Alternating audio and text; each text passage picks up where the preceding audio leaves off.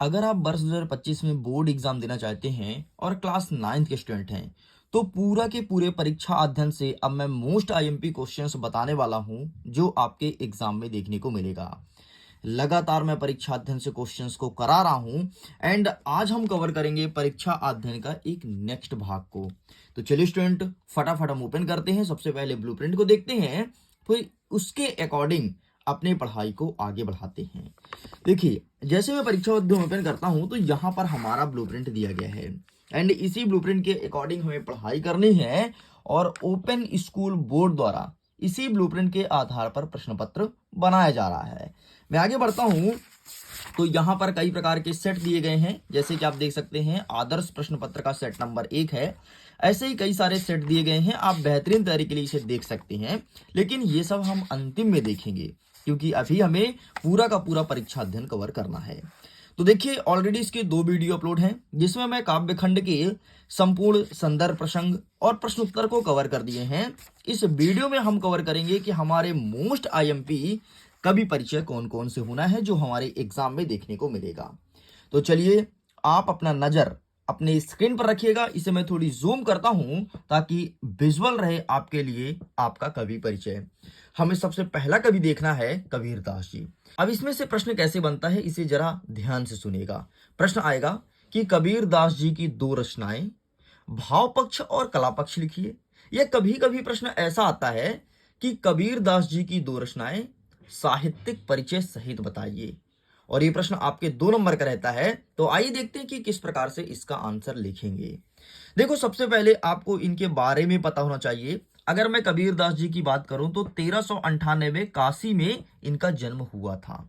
आपको पता है, नीरू और नीमा नामक जुहले संपत्ति ने कबीर को बनारस के लहर तारा तालाब के किनारे पाया था। मतलब इनके माता पिता का पता नहीं है, इनको पालने वाले हैं नीरू और नीमा। ठीक है, एक दंपत्ति थे, एक जोड़ा थे, पति पत्नी थे।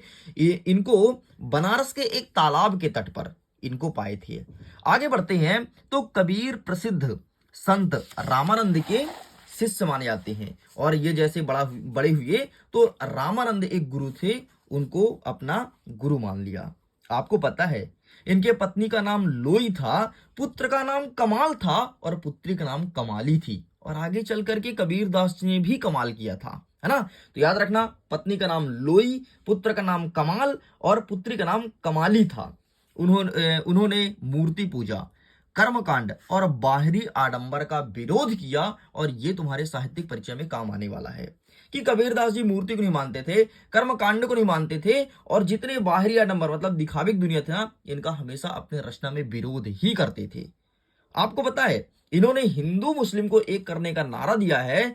इतना ही नहीं, 120 साल की जिंदगी जी करके और अंत में इन्होंने अपने देह को त्याग दिया। बस इतना आपको इनके जीवन परिचय के बारे में पता होना चाहिए। इसमें एक चीज आपके एग्जाम में काम आएगा कि ये मूर्ति पूजा, कर्मकांड और बाहरी आडंबर का विरोध करते थे, इसको नहीं मानते थे। ये नहीं मानते थे कोई मूर्ति की पूजा करनी चाहिए। ये कहते थे कि दिल में राम मतलब सब जगह राम, है ना। अब इनकी मैं रचना की बात करूं तो इनकी 3 रचना बहुत फेमस है। क्या क्या है? साखी, साबद और रमैनी, ये 3 रचना बहुत फेमस है। इसके साथ एक याद रखना, ये बीजक का ही भाग है। ठीक, तो ये 3 बीजक के 3 भाग हैं, साखी, साबद और रमैनी। तो ये आपको एग्जाम में लिख करके आना है। अब हम आगे बढ़ते हैं, भाव पक्ष और कला पक्ष की बात करते हैं। कला पक्ष में आपको कुछ और नहीं बल्कि इन्होंने किस प्रकार की भाषा का उपयोग किया है, किस प्रकार की शैली का उपयोग किया है, यही लिखा जाता है कला पक्ष में। आप यहां पर देख सकते हैं, भाषा में छंद और अलंकार। मतलब कबीरदास जी जितनी भी रचनाएं करते थे, ज्यादातर उनके रचना में छंद और अलंकार का समावेशन देखने को मिलता था। इतना ही नहीं, इन्होंने विभिन्न प्रकार की भाषा में अपनी रचना कर डाली, जैसे अवधी हो गया, पंजाबी, राजस्थानी, ब्रिज, खड़ी बोली, अरबी, फारसी, डिफरेंट डिफरेंट लैंग्वेज में इन्होंने अपनी रचनाएं की हैं। बस इतना आपको इनके कला पक्ष में लिखना है। अब मैं आगे आता हूं और भाव पक्ष की बात करता हूं। भाव पक्ष का मतलब होता है इनका विचारधारा कैसे था। मैंने आपको पहले ही बोला कि ये क्या करते थे, मूर्ति पूजा का विरोध करते थे। कर्मकांड बाहरी आडंबर, इन सब का विरोध करते थे। तो ये आप इनके भाव पक्ष में लिख सकते हो। ठीक है। बाकी इन्होंने धर्म को सुधारने का काम किया, इन्होंने हिंदू मुस्लिम को एक करने का नारा दिया। ये आप इनके भाव पक्ष में लिख सकते हैं। इतना लिख करके हमें कंप्लीट करना है। तो ये कबीर दास जी बहुत ज्यादा इंपॉर्टेंट है। आगे बढ़ते हैं, रसखान, इनको स्किप कर दो। नेक्स्ट आपको देखना है माखन लाल चतुर्वेदी। ठीक है, एग्जाम पॉइंट ऑफ व्यू से बहुत ज्यादा जरूरी है। अब देखो इनके बारे में थोड़ी समझ लेते हैं। माखनलाल चतुर्वेदी की मैं बात करूं तो इनका जन्म 1889 को मध्य प्रदेश के बवई नामक ग्राम में हुआ था, है ना। आप सब मध्य प्रदेश है ना, तो माखनलाल चतुर्वेदी मध्य प्रदेश से बिलोंग करते थे, ध्यान रखना। आपको पता है इनकी प्रारंभिक शिक्षा दीक्षा इनके गांव के स्कूल से हुई है, और घर पर रह करके इन्होंने कई प्रकार की भाषा सीखी है। जैसे आपका संस्कृत हो गया, बंगला हो गया, गुजराती और अंग्रेजी भाषा का ज्ञान प्राप्त किया, और कुछ समय तक ये टीचर भी रहे थे स्कूल में, है ना। और वहीं से इन्होंने कई सारी पत्रिकाओं में अपना जो लिखते थे वो प्रकाशन करना चालू किए, जैसे प्रभा और कर्मवीर। ठीक है, इसमें काम किए, और गणेश शंकर विद्यार्थी की प्रेरणा से ये मतलब माखनलाल चतुर्वेदी स्वतंत्रता आंदोलन में सक्रिय रहे। मतलब आपके भारत देश को आजाद कराने में इनका भी योगदान था। मतलब हम इन्हें स्वतंत्रता संग्राम सेनानी भी कह सकते हैं। और अंततः 1968 में इनका देहांत हो गया। अच्छा, इनकी रचना याद रखना। रचना इनकी जितनी है ना बेटा, ज्यादातर ये हीम को लेकर के रचना करते थे, जैसे हीम तरंगनी, हीम किरीटनी। ठीक, तो ये दो रचना आप याद रख सकते हो, हीम तरंगनी, हीम किरीटनी, क्योंकि एग्जाम में आपको दो ही रचना लिखनी है। अच्छा, भाव पक्ष और कला पक्ष में क्या लिखते हैं, मैंने आपको पहले ही बोला। कला पक्ष में इनके छंद, अलंकार और किस किस प्रकार की भाषा का उपयोग किए, ये सब लिखा जाता है। आपको पता है कबीर दास जी ने सुमधुर खड़ी बोली में काव्य रचना की है। मतलब इनकी भाषा क्या थी, सुमधुर भाषा थी। ठीक है, जिस प्रकार से कबीरदास जी की भाषा क्या थी, सधुकड़ी भाषा थी ना, ठीक ऐसे इनकी भाषा क्या थी, सुमधुर, और इन्होंने छंद और अलंकार का प्रयोग किया है। अगर मैं भाव पक्ष की बात करूं, आपको पता है इनकी ज्यादातर रचनाएं देशभक्ति होती थी भाई, है ना। छोटे में तो पढ़े हुए कक्षा 5वीं में, ये ज्यादातर रचनाएं देश प्रेम के ऊपर करते थे, देशभक्त थे एक तरह से, क्योंकि स्वतंत्रता संग्राम सेनानी थे ना। बस इतना आपको लिखना है। आगे हमें क्या पढ़ना है, आगे पढ़ना है सुमित्रानंदन पंत। मैं उम्मीद करता हूं आपको समझ बहुत अच्छे से आ रहा होगा, और अगर समझ आ रहा है तो यही एग्जाम में काम आएगा, यही लिख करके आओगे।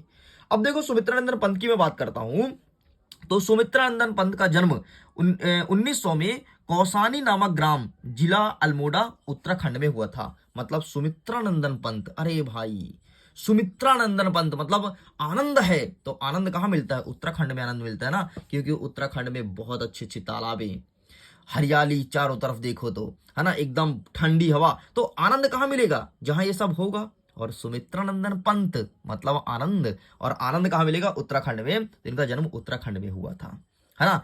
और जैसे ही इनकी माँ ने इनको जन्म दिया और इनकी माँ का देहांत तो हो गया, मतलब ये छोटे में ही माता को खो दिए थे।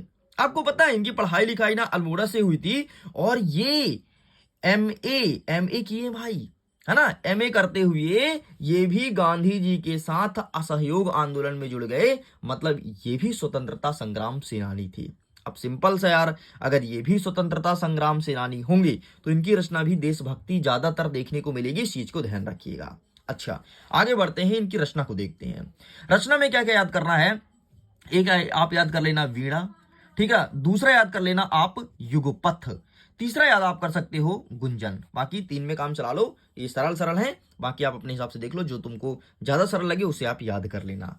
ठीक, बाकी भाव पक्ष कला पक्ष में तुमको पता ही है। अच्छा चलो मुझे कमेंट में तुम बताओ कि कला पक्ष में क्या लिखा जाता है। मैंने ऊपर अभी डिस्कस किया भाई, 2 बार डिस्कस किया है। मैं उम्मीद करता हूं कला पक्ष में क्या लिखा जाता है ये आप मुझे बताएंगे। और भाव पक्ष में क्या लिखते हैं, तो भाव पक्ष में इनकी मन की बातें लिखी जाती है। बस इतना तुम्हें लिखना था।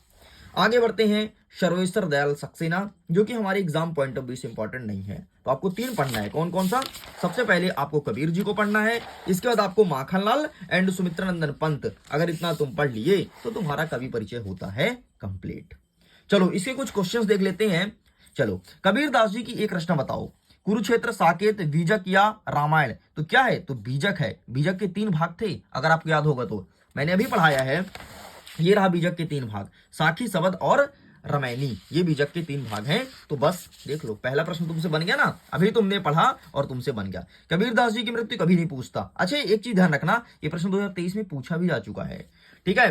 बाकी यहां से कोई क्वेश्चन नहीं आएगा। अच्छा एक और देख लो, ललद किस भाषा की कवियत्री है? मतलब ललद जो है वो किस भाषा की कवियत्री है? तो ये है कश्मीरी भाषा की। ठीक है, बाकी एग्जाम में नहीं आएगा, आप इन्हें स्किप कर सकते हो। आगे देख लेते हैं। नेक्स्ट यहाँ पर और है, डैश डैश डैश ने वात्सल्य का कोना कोना झांका। तो किसने वात्सल्य का कोना कोना झांका? अरे अगर वात्सल्य की बात आती है मतलब रस खान का नाम जरूर आएगा, क्योंकि श्री कृष्ण को सबसे ज्यादा वही प्रेम करते थे, वही लिखते थे। काग के हाथ बड़े सजनी, हरि हाथ सुले गए माखन रोटी, है ना। ये वाला रचना शायद आप पढ़े होगे, तो ये वही लिखते थे। तो इस प्रकार से तुम्हें सारे क्वेश्चंस प्रिपेयर करना है एंड जल्दी मिलेंगे नेक्स्ट वीडियो में, जिसमें हम कवर करेंगे काव्य बोध को। वीडियो को पूरा देखने के लिए बहुत बहुत धन्यवाद। वीडियो पसंद आया तो वीडियो को लाइक शेयर एंड सब्सक्राइब जरूर कीजिएगा, और जल्द ही मिडिल एजुकेशन आपके लिए मॉडल प्रैक्टिस पेपर भी लेकर के आएगा। Thanks for watching.